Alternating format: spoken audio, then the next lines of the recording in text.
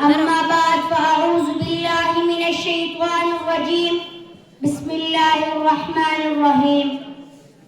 محترم پرنسپل صاحب، معزز اساتذہ کرام اور میرے عزیز دوستو، السلام علیکم ورحمۃ اللہ وبرکاتہ. آج مجھے جس موضوع پر اظہار خیال کا موقع ملا ہے وہ میرے لیے باعث فخر بھی ہے اور باعث جذبات بھی.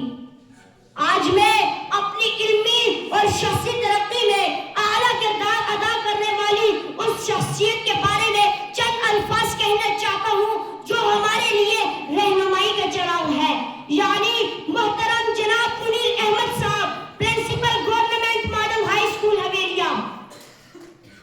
جناب صدر، یہ حقیقت ہے کہ کامیابی کسی ایک فرد کا نتیجہ نہیں ہوتی، بلکہ اس کے پیچھے کئی ہاتھ، کئی دعائیں شامل ہوتی ہے.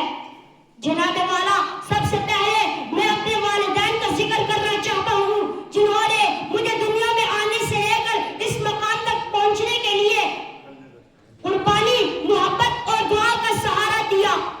اگر میں آج کچھ کہنے کے قابل ہوں تو یہ میرے والدین کی شفقت، تربیت اور رہنمائی کا نتیجہ ہے.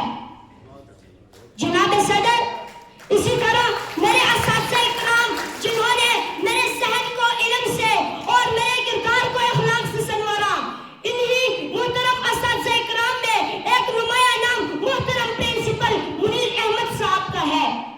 جناب صدر، منیر احمد صاحب ایک پرنسپل نہیں بلکہ ایک شفیق مربی، ایک مخلص رہنما اور ایک بہترین انسان ہے. انہوں نے ہمیں صرف کتابوں کا علم نہیں دیا بلکہ ہمیں زندگی جینے کا شعور دیا. جناب صدر، انہوں نے ہمیں سکھایا کہ تعلیم کا مقصد صرف امتحان پاس کرنا نہیں بلکہ ایک اچھا انسان بننا ہے. جناب صدر، جب کبھی ہم کمزور پڑے تو انہوں نے ہمیں سہارا دیا. جب ہم نے غلطی کی تو انہوں نے ذلیل کرنے کے بجائے ہمیں سمجھایا، اور جب ہم نے کامیابی پائی تو انہوں نے غرور کے بجائے ہمیں شکر سکھایا. جناب صدر، اگر میں اپنی ذات کی بات کہوں تو میں پوری یقین سے کہہ سکتا ہوں کہ جو میری شخصیت میں مثبت تبدیلی آئی ہے اس میں 3 ستونوں کا بنیادی کردار ہے: میرے والدین کی دعائیں، میرے اساتذہ کرام کی محنت اور پرنسپل منیر احمد صاحب کی رہنمائی.